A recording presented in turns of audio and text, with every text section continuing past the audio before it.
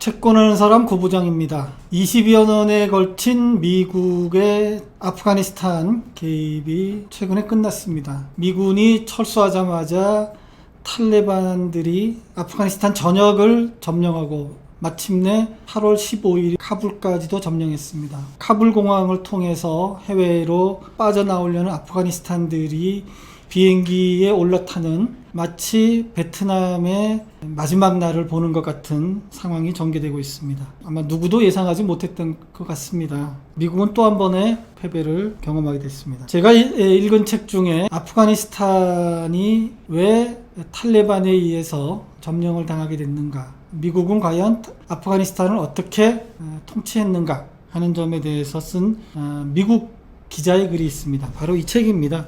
부패 권력은 어떻게 국가를 파괴하는가, 이 책입니다. 세라 체이스는 하버드 대학에서 중세 이슬람을 공부를 했습니다. 그리고 내셔널 퍼블릭 라디오 특파원으로 북아프리카 그리고 발칸반도 등을 이제 취재하다가 탈레반이 아프가니스탄에서 득세를 하면서 아프가니스탄으로 넘어가서 한 10여 년 정도 아프가니스탄을 쭉 취재해온 기자입니다. 체이스가 경험한 아프가니스탄은 정치 권력은 타락했고 공공부문은 구석구석 부패가 스며들어서 부정부패가 활기를 치고 있었습니다. 부패는 원칙이나 가치, 인도주의적 차원에서만 문제가 되는 것은 아니고 아프가니스탄의 국가 안보 그리고 미국의 안보까지 연결되어 있다, 이렇게 얘기하고 있습니다. 아프가니스탄이 무너진 것이 단지 미국의 원조가 약해서가 아니고 또는 아프간의 정부군이 약해서가 아니고 가장 근본적인 원인은 아프가니스탄의 관료들의 부패 그리고 이를 뒤에서 방조한 미국의 문제다, 이렇게 진단하고 있는 것이죠. 그런데 세라 체이스가 경험한 바에 의하면 이런 부패가 다만 아프가니스탄만의 문제가 아니고 적외가발국이 많이 몰려있는 아시아와 아프리카 국가들의 일반적인 현상이다, 이렇게 보고 있습니다. 그리고 또 한 가지 특징적인 것은 이런 부정부패가 종교의 폭력적인 극단주의하고 맞물려서 이런 극단주의가 확산되는데 일조하고 있었다, 이렇게 분석하고 있습니다. 세라 체이스가 경험한 아프가니스탄의 10년으로 한번 들어가 보겠습니다. 아프가니스탄에 외부인이 들어가서 제일 먼저 저지르는 실수가 현지인과의 접촉을 제대로 못한다는 데 있다. 왜냐하면 우선 언어가 안 되고 현지인들을 모르기 때문에 부득이하게 영어나 또는 프랑스어나 이런 외국의 언어가 가능한 사람하고 이 외부인이 만나게 되고 이 사람을 중개로 해서 현지인을 만나게 되는데 이 과정에서 부정부패가 싹튼다는 것이에요. 세라 체이스도 그런 실수를 저질렀다, 이렇게 고백하고 있습니다. 세라 체이스가 소개받은 현지 중개인이 바로 카르자이 대통령의 신복이었습니다. 이 압둘라라는 중개인이 이렇게 얘기했습니다.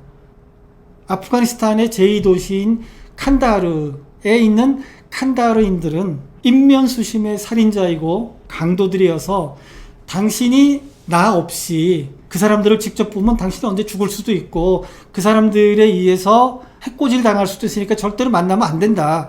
나를 꼭 통해서 만나라, 이렇게 얘기했다는 거예요. 그래서 아프간에 있는 대부분의 사람들이 반대했던 카르자이에 대한 비판 세력들의 목소리를 들을 기회가 없었다, 이렇게 반성하고 있습니다. 그리고 여기에 더해서 이 중개인이 미국이나 유엔이나 또는 선진국으로 받은 이런 지원금을 나눠줄 때 또는 이 나눠주는 기구의 운영비 같은 것을 마음대로 쓰고 영수증도 없이 써가지고 결국은 이 기구의 역할도 제대로 못하고 또 기구가 하려고 했던 이런 지원금이 정말로 필요한 사람들에게 가지 못하는 이런 경험을 많이 했다, 이렇게 반성하고 있습니다. 그래서 이런 사정을 뒤늦게 알게 된 체이스는 이후 미국 고위 관리들이 아프가니스탄을 방문하면 꼭 현지인들과 직접 만날 수 있게 그렇게 다리를 놓고 중개를 했다, 이렇게 얘기합니다. 그런데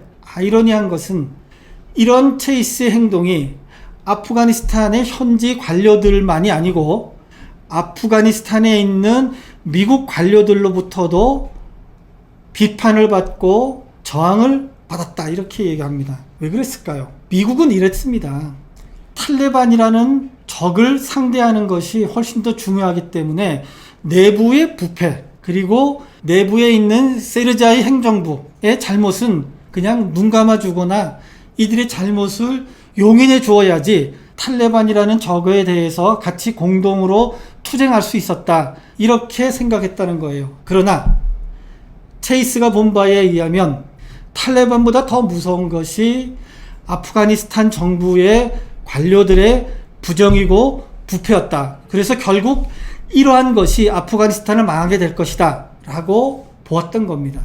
그리고 이런 사라 체이스의 판단은 결국 탈레반이 아프가니스탄을 장악하게 되는 바로 이 시점에서 이 사람이 본 것이 옳았구나 라고 확인되고 있습니다. 사라 체이스가 아프가니스탄에서만 일했던 건 아니기 때문에 2010년도에 40여 개국에서 온 200여 명의 군인과 경찰들에게 아프가니스탄의 아편 밀매에 대해서 한번 강연을 한 적이 있습니다.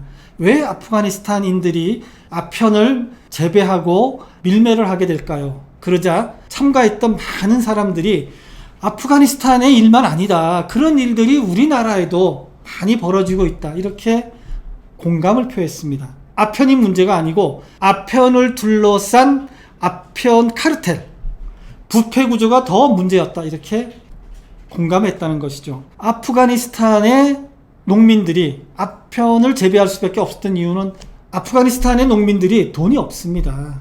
자본이 없는 거죠. 그래서 당장에 오래 심어서 오래 먹을 수 있게 수확을 하거나 또는 이것을 환금해서 먹고 살 돈을 만들지 않으면 2년, 3년 길게 볼 수 있는 작물을 재배하기 어려웠다는 거예요. 만일에 그러다가 3년이나 4년 후에 재배가 되는 과일이나 나무나 이런 것들을 키웠는데 그 중에 혹한이 들어서 그것이 다 파괴되면 3년, 4년을 갖다 굶어야 되는데 그럴 수는 없었다는 거죠. 그런데 아편은 그에 심어서 그에 수확을 하고 그것을 바로 환금할 수 있기 때문에 어쩔 수 없이 아편을 심을 수밖에 없었다는 거예요. 그리고 아편을 밀매하는 사람들이 돈을 주고 씨앗을 주기 때문에 아무것도 가진 건 없는 아프간 주민들이 아편을 심을 수밖에 없었던 이유가 이런 거라는 거죠. 그러니까 이런 사람들한테 아편은 나쁜 거니까 심지 말라라는 것은 바로 굶어 죽으라는 것과 똑같다는 거예요. 근본적인 대책을 세우고 난 뒤에 이런 얘기를 해야 된다라는 것이 체이스의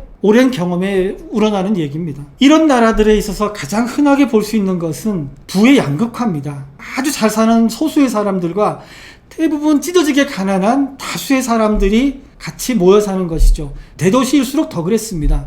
카불 같은 경우도 대부분의 집은 전등도 없어서 밤만 되면 어두컴컴해지지만 잘 사는 사람들은 900만 원어치의 그 칸델라, 아주 이쁜 이런 것들이 있는 호화로운 주택에서 살고 있었다는 거예요. 바로 칸다하르에서 체이스의 운전기사를 해준 젊은 친구가 8만 불짜리의 SUV를 몰고 다녔답니다. 이 8만 불짜리 SUV는 우리 지금 시세로 한 1억 정도 되겠죠. 그런 차를 우리 젊은이들은 못 모는데 그 찢어지게 가난했던 아프가니스탄에 통역해주는 이 친구가 그런 차를 몰고 다녔다는 거예요. 그만큼 부의 양극화가 심했다, 이런 거죠. 가니 대통령이 탈출할 때 차 4대에 현금만 가득 몰고 가서 비행기로 도망갔는데 그 4대의 차에 실린 현금을 다 실지 못해서 길바닥에 공항에 뿌리고 도망갔다, 이런 얘기에서도 다시 한번 확인할 수 있습니다. 체이스가 여러 나라를 다녔습니다. 아프리카의 가장 강국인, 그리고 아프리카의 거인국인 나이지리아 얘기입니다. 인구가 2억이 훨씬 넘어갑니다. 그리고 부존 자원이 엄청나게 많은 나라입니다. 그래서 아프리카에서는 가장 강국이고 부국입니다. 산유국이어서 기름도 굉장히 많이 납니다. 그리고 1년 중에 절반이 비가 오기 때문에 심기만 하면 작물이 잘 자라는 아주 훌륭한 좋은 토양을 가진 잘 살 수밖에 없는 그런 나라입니다. 그런데 보코하람이라고 아십니까? 극단주의자들이죠. 여학교를 습격해서 몇백 명의 여학생들을 끌고 가서 무참하게 죽인 그런 아주 잔인무도한 테러 집단입니다. 그런데 이 보코하람이 나이지리아의 경찰서를 습격할 때 많은 주민들이 경찰의 편을 든 것이 아니라 보코하람 편을 들었다는 거예요. 왜냐? 경찰의 부패가 너무나 심해서 저 경찰만 없으면 잘 살 것 같았거든요. 그 경찰의 횡포는 어떤 거냐? 나이지리아에서 제일 흔한 게 이제 오토바이 영업입니다.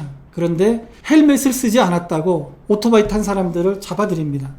일단 감옥에 갇히고 경찰서에 갇히면 사람을 빼달라고 협상을 하는데 그때마다 돈을 요구했다는 거예요. 그리고 돈을 내지 않으면 고문을 하고 죽이기까지 하고. 그러니 나이지리아 사람들이 보코하람 편을 들어서 경찰들한테 삿대질하고 돌멩이질을 할 수밖에 없었다는 거죠. 바로 부패가 나이지리아를 멍들게 하고 있는 것입니다. 나이지리아만이 아니고 많은 아시아, 아프리카 국가들이 그렇다는 거예요. 아프가니스탄도 여기서 예외가 아닌 거죠.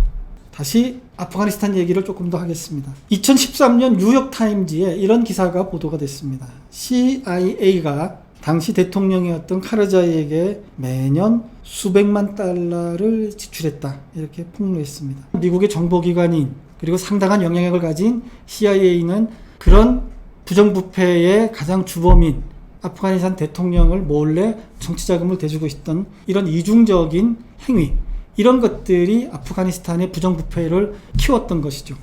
부정한 정부는 어떤 면에서는 국가적인 위기를 조장하기까지 합니다. 왜냐하면 그래야지만이 외부로부터의 원조가 아무 조건 없이 많이 들어오기 때문입니다. 많이 들어올 때만이 자기들이 사적인 이익을 많이 취할 수 있기 때문이죠. 미국은 이걸 깨달아야 된다라고 체이스가 얘기하는 것이 이겁니다. 부패한 국가의 군부는 동맹군으로 두어서는 안 된다. 왜냐하면 바로 아프가니스탄처럼 탈레반보다 10배나 많이 있다는 그 아프간 군인이라는 것이 숫자로만 있고 실체는 아무것도 없는, 훈련도 안 돼 있고 허수만 있는 그런 군대를 갖다가 키워준다는 거예요.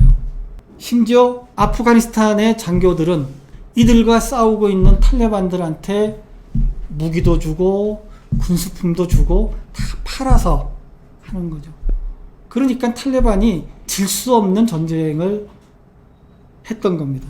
부패가 초래하는 위험은 단지 정치적으로만 그치지 않습니다. 군사적으로도 그렇고 경제적으로도 그렇습니다. 이런 나라에서는 수익을 늘리기 위해서 천연자원, 지하자원도 아무 제한 없이 팔아먹어서 환경도 해치고 부존자원도 다 없어지는 나라를, 그리고 국민을 궁핍하게 만든다, 이렇게 얘기하고 있습니다. 그래서 세라 체이스는 이렇게 얘기합니다.